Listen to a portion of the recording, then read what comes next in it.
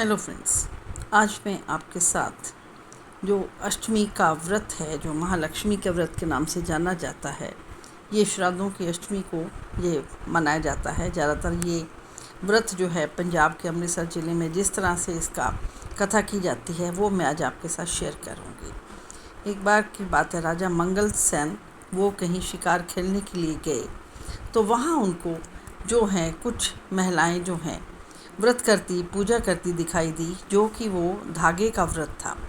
उसने उनसे पूछा कि ये आप क्या कर रही हैं? तो उन्होंने कहा कि ये पुत्र का व्रत होता है, तो इसके लिए बच्चों के लिए ये व्रत रखा जाता है, इसलिए हम ये व्रत कर रहे हैं। तो उन्होंने कहा कि आप ये डोरा मुझे भी देंगे? तो वो अपना डोरा उन्होंने घर ले आए और उनकी जो दो रानियां थी, उमड़ी और दुमड़ी, तो उन्होंने अपनी छोटी रानी दुमड़ी को ये डोरा दे दिया कि ये आप बांध लीजिए। लेकिन दुमड़ी रानी को ये पसंद नहीं आया, तो उसने उसको बाहर फेंक दिया। जब बड़ी रानी ने उसको देखा तो वो वहाँ से उठा के ले आई और उसने वो डोरा बांध लिया, तो उसको पुत्र प्राप्ति हुई। तो जो छोटी रानी थी उसको राजा को उस पर बहुत गुस्सा आया और उसने उनको घर से निकाल दिया। रानी भागती हुई इधर उधर दर बदर घूमती हुई वो एक जंगल में पहुंच गई। वहाँ पे उसने एक कुटिया देखी, उसने अंदर कुटिया में अपने आप को बंद कर लिया। वहाँ पे शाम को उस कुटिया में जो बाबा रहते थे वो साधु महात्मा आए और उन्होंने पूछा अंदर कौन है? तो उन्होंने कहा कि मैं आपको दरवाज़ा तब खोलूँगी जब आप मुझे अपनी धर्म की बेटी और अपने आप को मेरा धर्म का पिता मानोगे। तो उन्होंने कहा ठीक है, बिल्कुल ऐसा ही है। तब रानी ने उनको दरवाज़ा खोला, तो रानी ने अपनी सारी व्यथा जो है उन साधु बाबा को बताई। तब उन्होंने कहा कि ठीक है, तुम भगवान महामाई लक्ष्मी की पूजा करो और वो उससे तुम्हारे जो है दुख दूर हो जाएंगे। उसी दौरान राजा मंगल सेन एक बार कहीं शिकार खेलने के लिए गए, तो वहाँ उनको एक तीतर मिला। वो उन्होंने अपने जो लोग थे उनको कहा कि जाओ इनको जाके कहीं से पका के लाओ। तो वो जो था उनका सैनिक, वो वहाँ कुटिया में गया और उसको बोला कि इसको आप पका दें।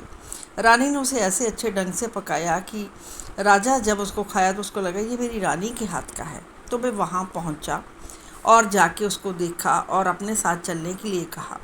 तब रानी ने कहा मैं अब किसी की बेटी भी हूँ, इसलिए आपके साथ नहीं चल सकती, पहले मैं अपने पिता से पूछूंगी। जब उसके साधु रूपी पिता घर पे आए तो उन्होंने उनसे पूछा, तो उन्होंने कहा ठीक है बेटा, तुम इनके साथ जा सकती हो, पर ये एक दूध का कटोरा ले जाओ। जब ये दूध का कटोरा छलके तो तुम सोचना कि तुम्हारे पिताजी बीमार हैं। जब रानी गई तो रास्ते में ही इसी तरह की घटना हुई, तो रानी वापस आई और आके देखा तो बिल्कुल ठीक थे। तब साधु बाबा ने कहा मैं यही देखना चाहता था कि राजा आपको अच्छे ढंग से रख रहे हैं, आपको कोई तकलीफ़ तो नहीं है। तो फिर उन्होंने राजा और रानी को पूरे मान सम्मान के साथ जो है वहाँ से विदा किया। तब रानी ने अपने नगर में आके पूजा पाठ की, पूरी विधि विधान से किया और जो है पूरे नगर के लोगों को भी ये व्रत करने के लिए कहा। उस दिन से उस नगर के जो लोग थे उन्होंने भी ये पूजा करनी शुरू की और सुखी सुखी वो रहने लगे। जिस तरह महालक्ष्मी माता ने रानी राजा की इच्छा पूरी की, इस तरह महामाई सबकी इच्छा पूरी करे, सबकी गोद भरे और सबके जो लाल गोपाल हैं सुखी रहें।